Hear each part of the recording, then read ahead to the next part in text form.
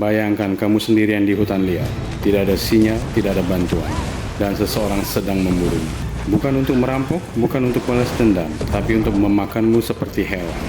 Inilah kisah mengerikan dari film Apex 2026, tentang bagaimana manusia bisa jadi predator paling kejam.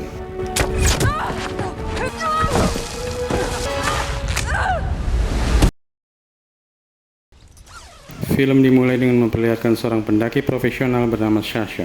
Bersama pasangannya, Tommy, mereka mencoba menaklukkan tebing ekstrim di Troll Walls, Norwegia. Easy now. Get to the top. I can do this. It'll still be there in the Awalnya semuanya berjalan sempurna. Namun, alam tidak pernah bisa diprediksi.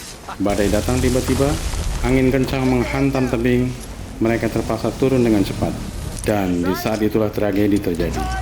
Longsoran salju menghantam. Tommy kehilangan keseimbangan, jatuh, dan hanya bergantung pada tali.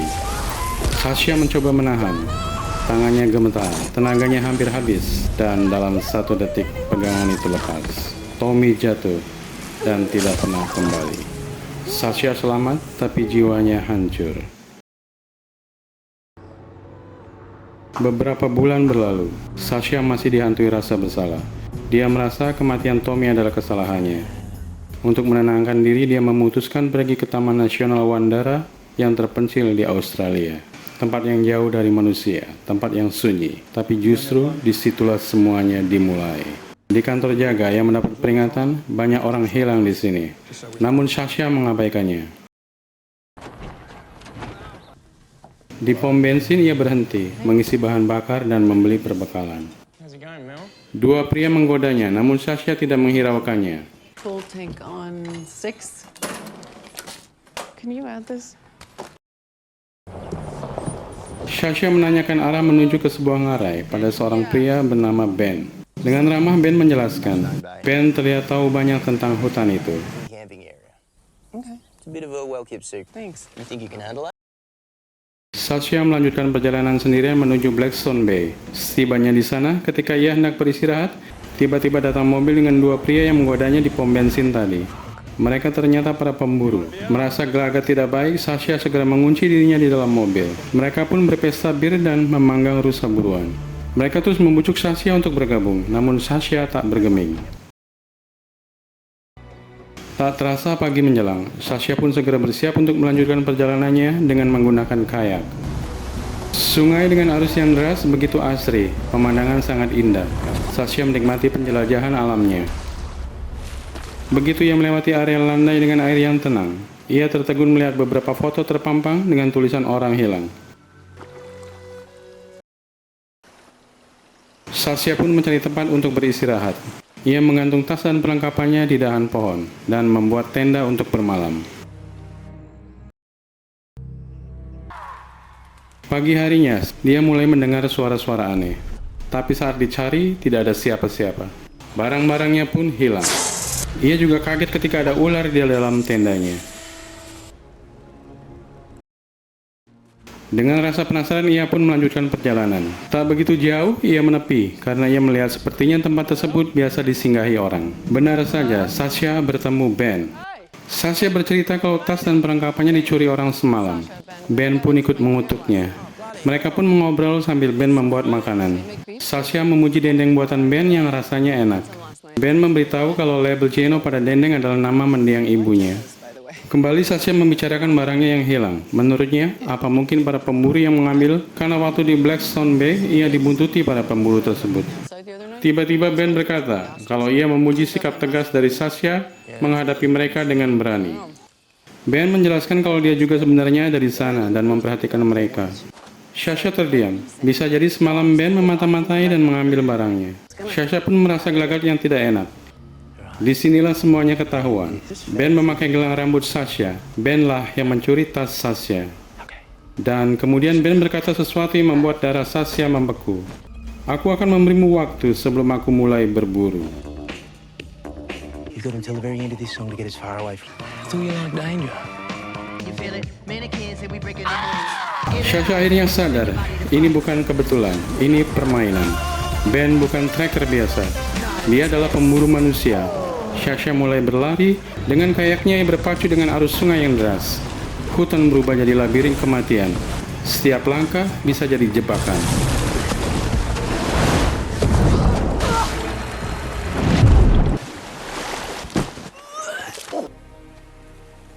Tiba-tiba terdengar suara orang bercakap-cakap. Ternyata video dari HP. Itu adalah perangkap dari Ben. Dan benar saja, panah melesat, hampir mengenainya. Ben menikmati semua ini. Baginya, ini bukan sekadar berburu, ini seni. Dan Sasha adalah mangsanya. Sasha terus berlari, Ben dengan crossbow-nya terus menembak. Berapa kali tembakannya meleset.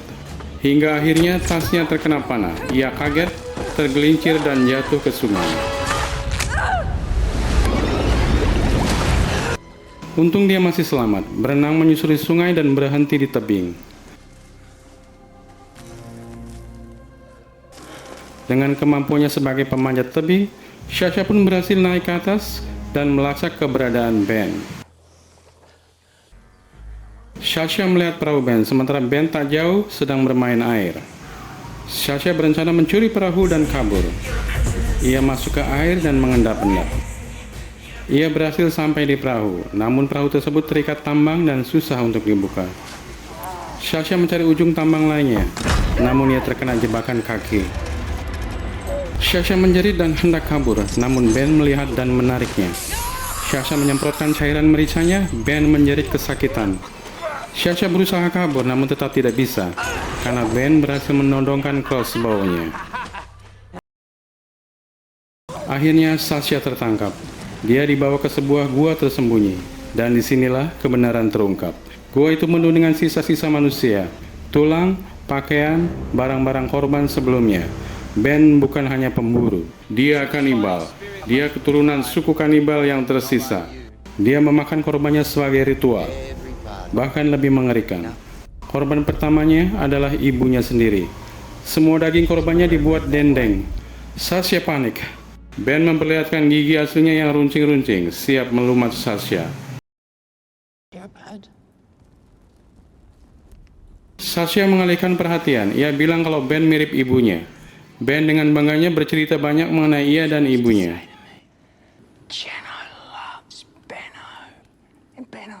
Ibunya adalah orang yang istimewa, karenanya ia adalah orang yang pertama yang selalu bersamanya.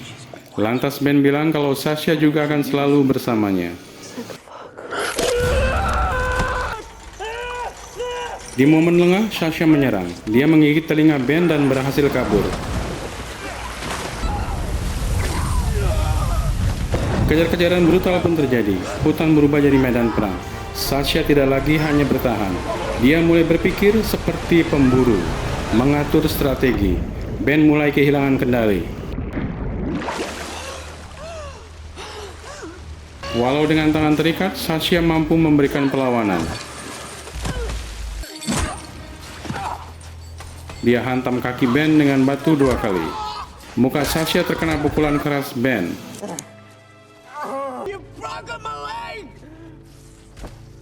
Keduanya tergeletak tak berdaya. Pertarungan berakhir di tebing curam, tempat yang mengingatkan Sasha pada masa lalunya. Ironis tapi sempurna. Kemudian Sasha bilang kepada Ben kalau ia bisa mati karena infeksi. Untuk mendapat pertolongan cepat, jalan pintas adalah harus naik tebing berdua. Syaratnya Ben harus membuka rantai di tangannya. Ben setuju. Dengan syarat tali harness harus diikat kencang di pinggul Sasha dan tidak boleh disentuh.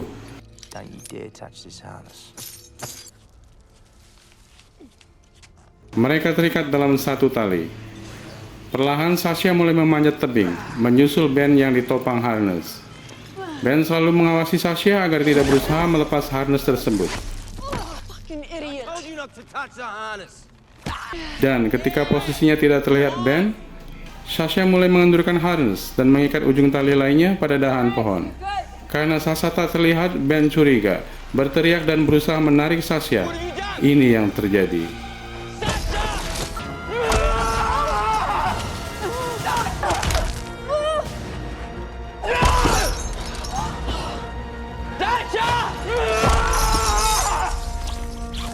harness terlepas, Ben bergelantung hanya pada satu tali yang terikat di dahan rapuh.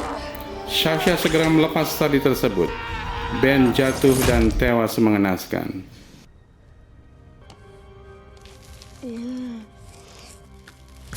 Dengan penuh resiko, Sasha lanjut menaiki tebing tanpa tali. Ia sempat terpeleset dan bergelantungan. Kemampuan Sasha benar-benar diuji, dan Sasha akhirnya selamat. Dia keluar dari hutan. Di tengah jalan, ia menumpang mobil tracker lainnya ke arah Blackstone Bay. Sasha dengan mobilnya sampai di kantor hutan. Di sini ia melaporkan semua yang terjadi. I know where they are. Semua korban akhirnya ditemukan. At least 20 bodies are a national park. Di akhir cerita, Sasha membuang kompas milik Tommy ke laut. Simbol bahwa dia sudah melepaskan rasa bersalahnya dan memilih untuk tetap hidup. Apex mengajarkan satu hal. Di dunia ini, monster tidak selalu datang dari kegelapan. Kadang, monster itu adalah manusia itu sendiri. Dan film pun selesai. Mannequins and we breaking the mold. Jangan lupa subscribe ya guys, dan tonton sinopsis film seru lainnya. Terima kasih.